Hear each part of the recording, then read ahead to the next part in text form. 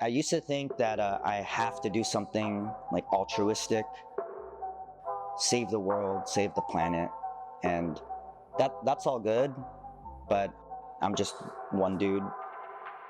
I'm gonna have a bigger effect if I just start small, start in my community. It's not just learning the techniques, but it's working together with other people, problem solving, dedicating your time on the mats.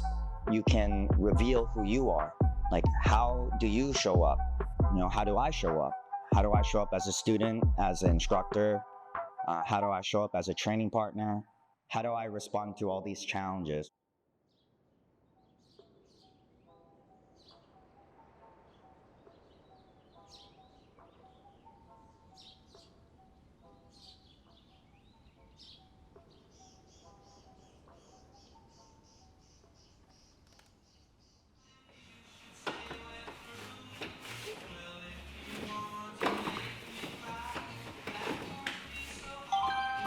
Hi, my name is Rich. I run Groundworks Jiujitsu as the owner and operator. A lot of my training now is on like Instagram. Oh, that looks sick. I've been training Jiu-Jitsu since December 2015, so a little over 8 years. I've trained at a number of different academies, all of them 10th Planet. And then some of it's really weird. I'm like, oh, I'll never hit that. And then puts it back down. So same side wedge, goes back down, and goes over the top to get this wedge here. Switch legs, wedge. Sometimes I go here, but he was going here. Yeah, that was all it for my prep. It's all in here and what they give me. So I'm gonna chill for like 10 minutes before the class gets started. You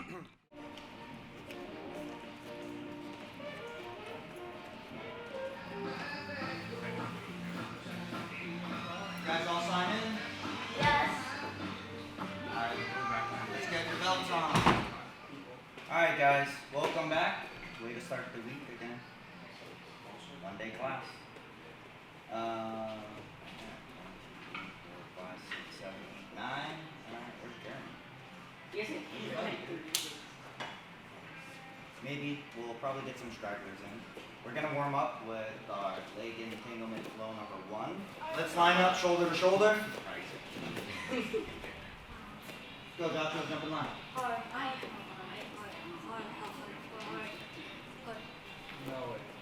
Feet together on our side. Alright guys, leg lock flow number 1. Doesn't mean I ever done I got it.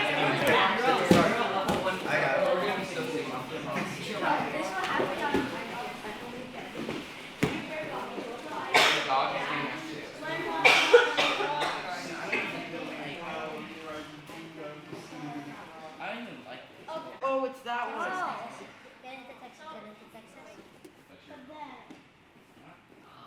Oh, yeah. Isn't it like this? It's like that, right?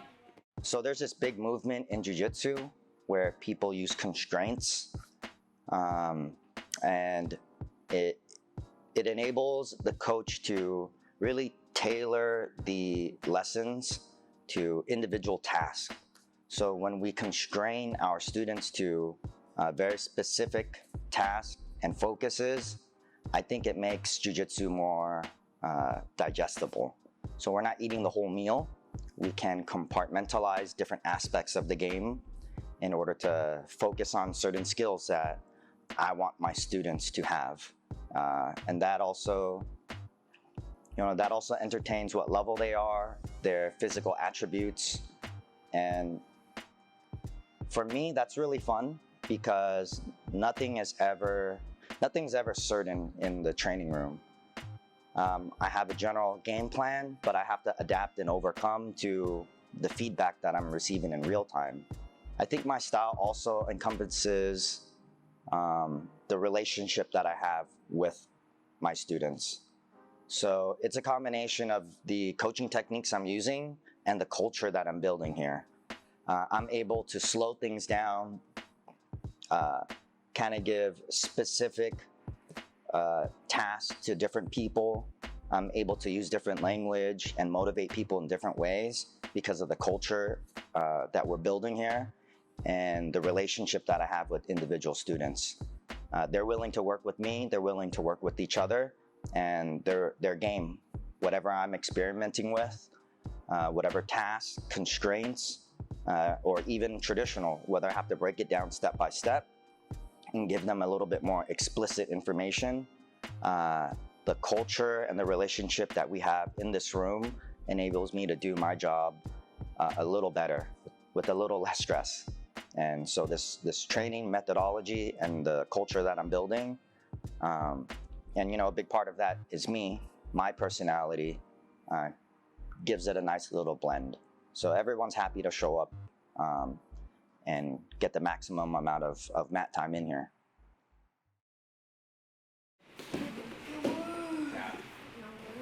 All right, we'll just do this in part 1 and part 2. We'll focus on part 1 first. All right, Ren has inside position, and he will start the action. He's gonna isolate a leg, slide into straight ashi. Single leg X, or Uremia. I'm gonna move his foot out of the way. Okay, so I'm turning away from the connection, moving my body so I can have enough space and put him into outside ashi. Now I can hide my foot and I can come up into DOA smash. And this is going to trigger his behavior. If he doesn't want to get smashed, he needs to move my foot to the other side. So once we're in 50-50, you have to remember who started the action. So he's gonna open up space and get inside knee position. And we're gonna stop there. This is the end of part 1.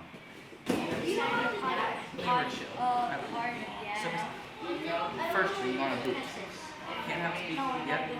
Next, first want to grab. Get some connection, like slide. Just like that's it. Put this leg. Circle it back. Like so that open space. No, not yet. Circle it back so it makes space so you can pull this over. Yep. Exactly. We're about to deal with smash, so I can't let that happen right now. And since I initiated it, I'm going to put this down. That's your job. Now it's my job. We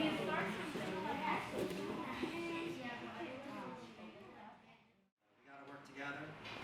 You gotta show up, be a good training partner, focus on the task. And if I feel like most of you guys aren't getting the task, then we'll stop. We'll reset. Because it's not worth climbing up a building if it's the wrong building. Right? So stop what we're doing and come back so we can focus, hyper-focus on those skills. Alright, so help me out with that. Some of them are easy wins that we can achieve. Alright. You got one belt? Come on up, Ren.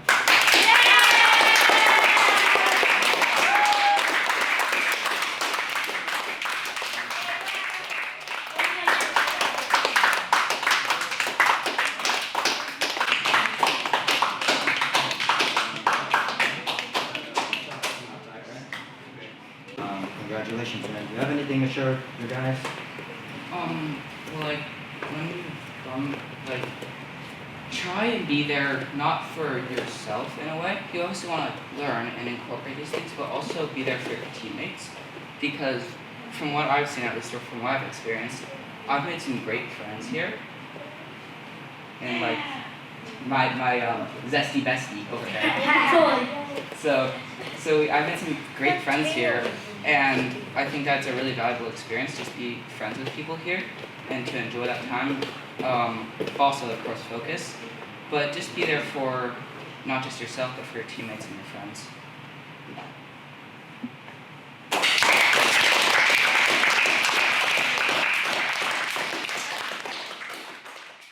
It's important to teach kids jiu-jitsu from a personal standpoint, but I think also why and how we do this. This is very close to my mission. So it's personal for me because I didn't start training jiu-jitsu until I was 31. And then that opened my eyes up to how much more it is. It's not just learning the techniques, but it's working together with other people, problem solving, dedicating your time on the mats. Jiu-jitsu in itself and how we train as a teacher. And if I had someone to hold my hand and better guide me as a rambunctious little kid, then maybe I would have harnessed this superpower and been able to use jiu-jitsu throughout my whole adolescent life. And I'm not just talking about technique.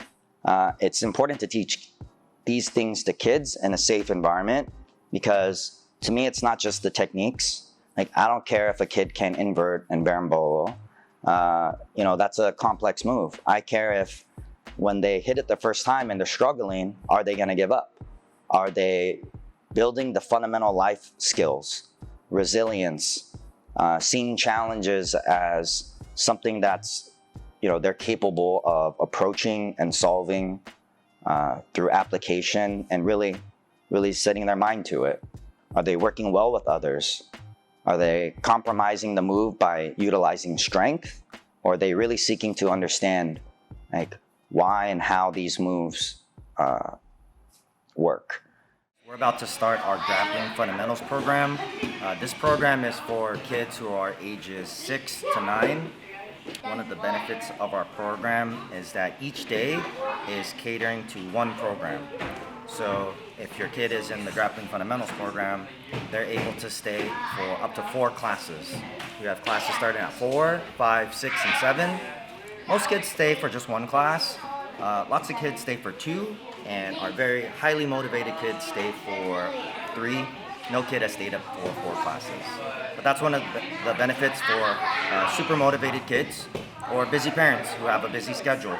If you're running late to the 4 o'clock class, we got 3 more.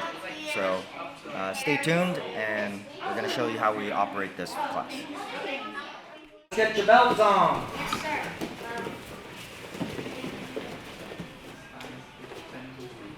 Alright guys, after we bow in, school circle. Feet together, hands by our side. Okay, first I'm going to show you the arm drag and one way to escape. We will practice this standing. It's very important because if you learn how to do the arm drag right now, all the other moves that we're going to be doing after will be easy, because we're going to be doing arm drags from everywhere. And I want space here, so I can karate chop up in the armpit. Now, I don't want this arm in my way. If I don't move it, I can't take his back. He still has this guy blocking me. So once I grab the armpit, it's go time. I pull the arm across my body, get it out of the way. And I'm going to swing around towards his hips. Okay? Alright, we're going to start standing. Hands up, square stance. Choose a partner. Here we go. 1, 2, 3.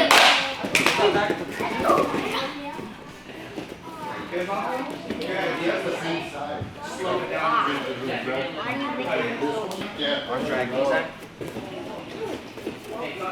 good. Okay. I want to take a couple steps out. Feel that weight? I'm going to get my thumbs inside and break the grip. As soon as I break the grip, I got to turn and face you. And make sure your defense is strong.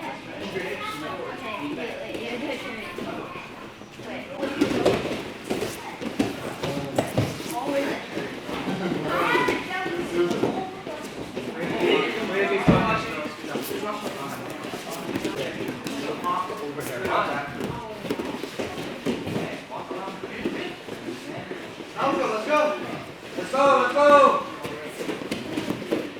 10, 9, President walk. 8, 7, 6, 5, 4, 3, 2, 1. Lemonade man. Let's go, Malcolm. You gotta call it. Malcolm, you gotta call it. He just put Jiu-Jitsu on 3. 1, 2, 3. Jiu-Jitsu! We just finished our 5 o'clock class on Tuesday, Grappling Fundamentals. Again, this is for kids ages 6 to 9. Most of our kids are still beginners. Our school's gonna be 2 in July, so we have about a month and a half more, which means it's still a good time to join. Most of our kids are still young, they're new, so everyone's gonna grow together. As you can see, even though we're in a small space, we have many coaches on the mat. This gives more of a like pseudo-private lesson for all the kids as we navigate in our different zones, and we give each kid and each group the attention they need. Kids who are a little bit more advanced, we kind of leave them to their own devices, and kids who are newer or need more help, we hold their hand a little bit more. As an academy, I think it's very important that we put the time and attention and nurture the kids, especially if we want to keep Jiu-Jitsu alive. This is very transformative for me and not transactional. So in all the fundamentals classes, you're going to see multiple coaches on the mat. And in the evening, we still have 2 classes, 6 to 7, 7 to 8. And if the time works for you, it's great for the kids because they get even more one-on-one time with the coaches. And you get to slow things down a little bit. Besides all the programs that we offer, we have something unique called Study Hall. Study Hall is a complimentary program that's on Saturday and Sunday. It's free of charge for any member, and it's utilized as a stepping stone. So if one kid is almost ready to graduate to another program, but just feels a little bit nervous, like they're scared to go up with some bigger kids, well, Study Hall is there to get some additional training. Again, more coaches on the mat, very chill and slowed down vibe, and we break things down piece by piece, very slow, just to give the kids necessary helping hand. Hopefully you guys seen the value of taking a sneak peek, an intimate look into what we do here basically every day.